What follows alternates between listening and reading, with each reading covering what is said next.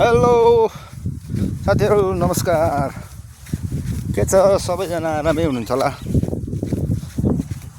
हामी चाहिँ अहिले यो तल एउटा मेसिनलाई सहयोग गर्नको लागि चाहिँ तेलको मेसिन अरे त्यसैको लागि सहयोगको लागि हामी चाहिँ अहिले तल जाँदैछौँ। मेरो साथीहरू चाहिँ तल बाटो यस्तै छ हजुर। गाउँघरको समाजमा बसिसके पछाडि सरसहयोग भन्ने कुरो पनि चाहिन्छ हजुर। त्यो भएर सहयोगको लागि अहिले हामी जाँदैछौँ। बाटो हिँड्दै हिँड्दै कहिले दुःख कहिले सुख गाउँघरमा भइहाल्छ हजुर। त्यो भएर पनि हो, गाउँमा टाढा टाढा भए पनि मन चाहिँ एउटै हुन्छ भन्ने सुने हो। तर सहर बजारमा भनेको चाहिँ घर नजिक नजिक भए पनि मन चाहिँ टाढा हुन्छ अरे। त्यही हो कि जस्तो पनि लाग्छ। यो कुरो लगभग सही सत्य नै हो। किन भनेदेखि भने सहरमा अलिकति तपाईँको आफ्नो आफ्नो ताल हुन्छ।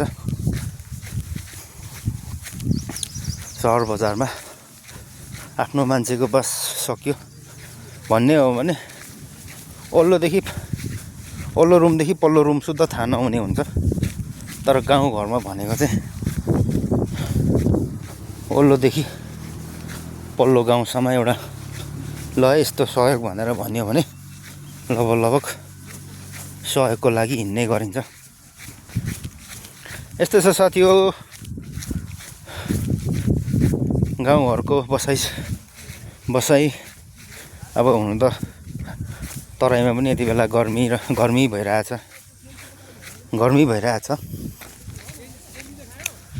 त्यो भएर पनि अलिकति अब अहिले मानिसहरू अलिक गर्मी छल्नुलाई पाहाडै निस्किने गर्नुहुन्छ। हामीले बिर्सिनुहुन्न आफ्नो गाउँघरलाई। जति जे गरे पनि आफ्नो ठाउँ भनेको आफ्नै ठाउँ हुन्छ। माया गर्नुपर्छ आफ्नो ठाउँलाई। त्यो भएर अलिकति गाउँघरलाई बिर्सेर चटक्कै माया मारेर चाहिँ जानु हुँदैन है साथी हो, हुँदैन। बाटो यस्तै छ हजुर। अहिले हिँड्ने कार्य भइरहेको छ।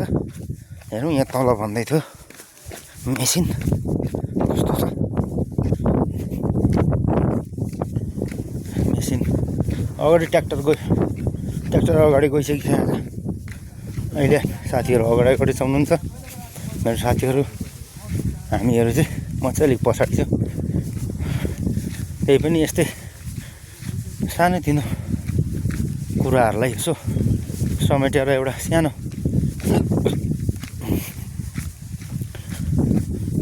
सानो भिडियो तपाईँहरू सामु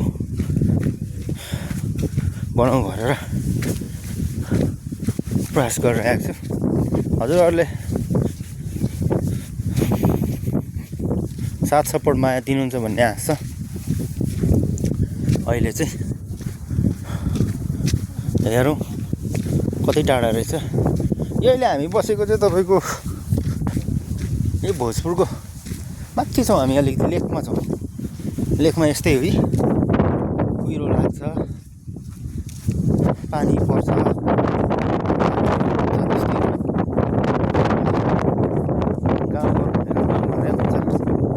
अर्ग्यानिक फुडहरू पाइन्छ। आफूले उमारेर हरेक कुराहरू हावापानीले गर्दाखेरि मिठो हुन्छ यहाँ यस ठाउँमा बनाउँदाखेरि। त्यो भएर पनि गाउँघर अलिकति मलाई चाहिँ प्यारो लाग्छ। हजुरहरूलाई अब आफ्नो हो बानी, कसलाई कता ठिक लाग्ने, कसलाई कता ठिक लाग्ने। त्यो भएर मलाई चाहिँ आफ्नै गाउँघरतिरै ठिक लाग्छ। हो दुःख गर्नु गइन्छ परदेशमा, दुःख गर्नुको लागि टाढा टाढा गइन्छ। तर पनि सम्झेर चाहिँ आफ्नै गाउँठाउँमा आइन्छ है हजुर। त्यो भएर अघि नै मैले अगाडि नै भनेको छु आफ्नो गाउँठाउँलाई चाहिँ माया गर्नुपर्छ। माया गर्दाखेरि चाहिँ हजुरहरूको आफ्नो गाउँठाउँलाई सधैँ सम्झिरहने माया लागिरहने हुँदो रहेछ। त्यो भएर हजुर हाम्रो गाउँठाउँ पुरै हरियाली छ। यो चाहिँ सल्लाहकारी यो रोड खनेको हो। अब यो रोडको पिच कहिले हुन्छ त्यो थाहा छैन। त्यही पनि आशा गरौँ 25 सम्म होला भन्ने आशाका साथ बसिरहेको छौँ हामीहरू। अब सबैजना गाउँघरमा पनि अहिले गाउँघरै रित्तिसकिसकेको छ। अलिकति सबैजनाले अब रितिँदै गर्दै बस्ने मान्छे बस्नु भएको छ, बसाइ सरेर जाने मान्छे जानु भएको छ। यही एउटा नमिठो पक्ष हो। गाउँघरमा बसिसके पछाडि दुःख हुन्छ, तर दुःख नै आफ्नो जिन्दगी हो नि त होइन र। यही दुःख सुख गर्दै अहिलेसम्म यत्रो जीवनको लामो बाटो आइसकिसकेका छौँ। आफ्नै गाउँठाउँमा दुःख सुख गरेर बस्दा त केही फरक त पर्दैन। मलाई त्यस्तो लाग्छ। त्यो भएर हो हजुर बाटोहरू बिचमा यस्तै चट्टानहरू छन्, ढुङ्गाहरू छन्। गाउँघरमा अलिकति रोड ल्याइदिनु भएको छ। रोड ल्याइदिए पनि यो बर्खाको टाइममा चाहिँ अलिकति गाह्रो हुने रहेछ। त्यो भएर जाँदैछौँ हामी पनि। अगाडि ट्र्याक्टर छ, ट्र्याक्टरले मेसिन तान्दैन हेर्दै गर्नु होला है त। हाम्रो साथको लागि चाहिँ अझै ट्र्याक्टर फेरि तान्नेको लागि सहयोगको लागि यो पनि आएको छ। काम गर्दै जाउँ, तल तानिएन भने के हुन्छ। त्यो भएर अलिकति मेन पावर चाहिन्छ भनेर चाहिँ हाम्रो साथीहरूले यहाँ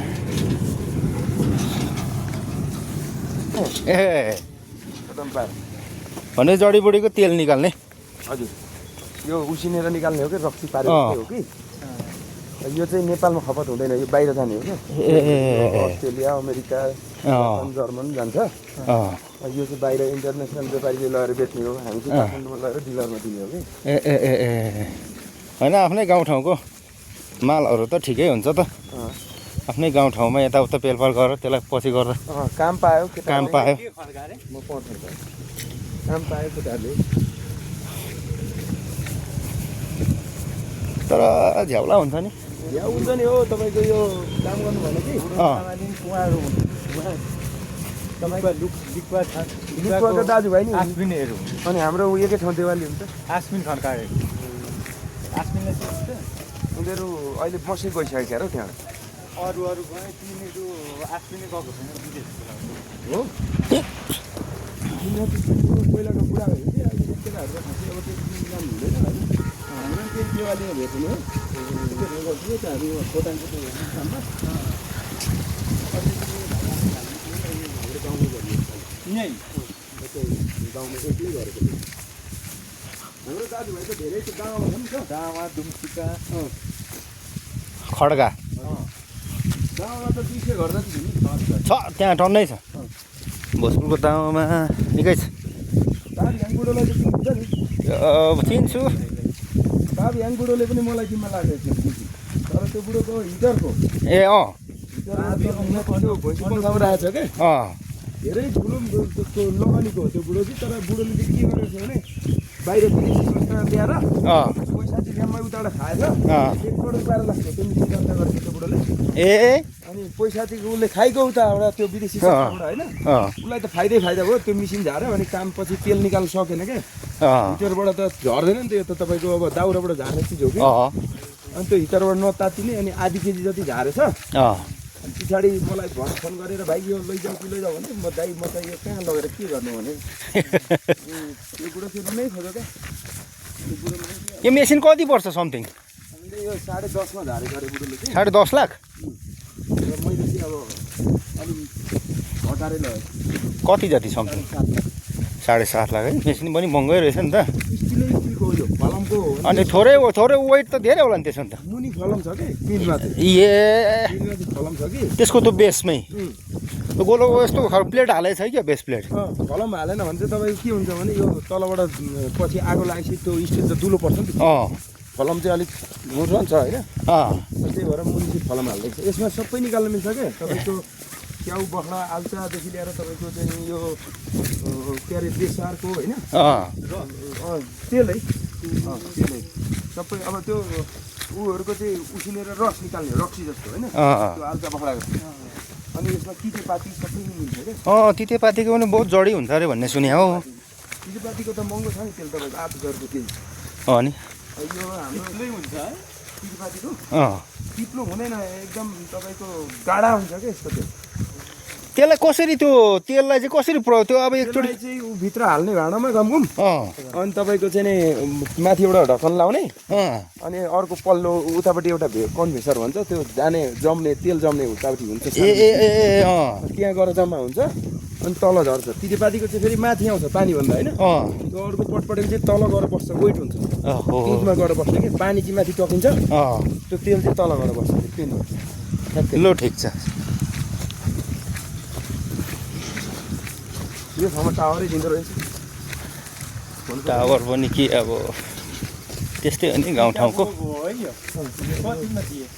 बुढाले 7.5 लाख 10मा झारेको अरे बुढोले कति वर्ष चलाउनु भयो होला नि त चलाएन एकैचोटि पनि चलाउनै सकेन क्या बुढाले ए त्यत्तिकै पो सेकेन्ड ह्यान्ड भएछ होइन ऊ के अरे क्याले खाइसकेको छ सबै खेतमा त अनि त्यसलाई के गर्नु त फेरि अब त्यो के के त्यसको त्यो चेन्ज गर्नु मिल्यो कि मिलेन फेरि त्यो मेसिनको तर अहिले त चल्छ तपाईँको त्यो आगो लागेको चलिहाल्छ कुन ठाउँमा छ यतातिर माथि पेल्ने यो त मेरो गाउँमा छ एउटा कता पो छ कहाँ पो छ यो गाउँ मेरो ऊ पनि माथि मेरो त ऊ परे हो क्या कपासे भन्ने रोडतिर ए कपासे भन्छन् ए त्यता नदी पर्छ यताको पनि त्यसलाई चाहिँ उतै लान्छु अब पछि ए गाडीमा हालेर कतिको खपत हुँदैछ त्यतातिर यस्तो सेउला पातबाट पातै हो उसिन कतिको खपत हुन्छ त्यहाँबाट अब तपाईँको तेल खासै केजी सेउला झारो हो भने यो बानमा 600 जान्छ होइन 2 केजी मात्र तेल जान्छ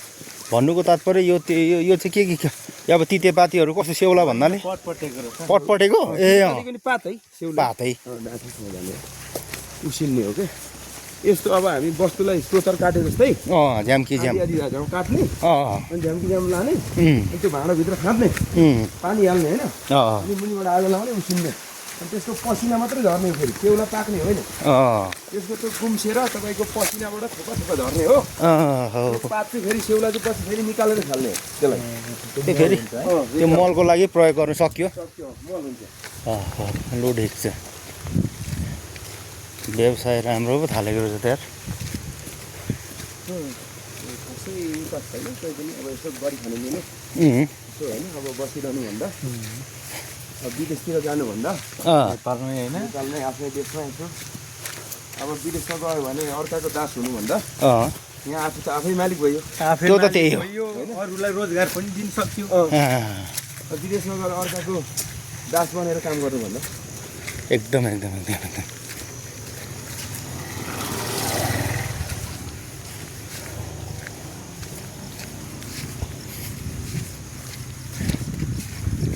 त्यो पनि राम्रो एकदम जति 85,000 कमाए पनि आफ्नै देशमा राम्रो नि त बुढोले एकैचोटि चलाएन एकैचोटि ए बिस्टा भएको यो हो त बिस्टा भएको त अनि परिवारै छैन त कहाँबाट अनि चल्नु त नि अनि यो त बिस्टा भएको अब छोराहरू कोही कता होइन छोराहरू पौरखिलो हुन्छ भनेर किनेको होला बुढोले त्यही त बुढो त धेरै ऋणमा डुबेको छ नि त 40-35 लाखमा डुबेको छ अरे धेरै भाइ छोरा गर्छ भन्ने भयो होला बुढोलाई त्यो एउटा त्यो साइलाईको एउटा खगिन्द्रे गइरहेछ त्यति हो आश भनेको ऊ पनि त्यहाँ कोरिया पुगिरहेछ र 2-4 खोका कमाउँदाखेरि त त्यति तिर्छ भन्ने एउटा आश हो नि तर फेरि छिटै आएको रहेछ साथी फेरि खोइ 22 महिनामै आएको रहेछ कि नजाने रहेछ र 1 महिनाको छुट्टी आएको रहेछ जान्छ नि किन छोड्थ्यो र जाने बच्चा बसिरहन्छ फेरि ए बच्चा हुन्छ कि भनेर आएको रहेछ कि साथी होइन 1 वर्ष बस्नुपर्छ भन्छ उमेर गीत भने फेरि अब बिचमा आएको छ बुढाबुढी ए अब भोलि पर्सि अर्कै फेरि बुढो त अब बुढीको उमेरले काटेको छ ए बुढीको गाडी दिने गर्छ भनेर लिएको होला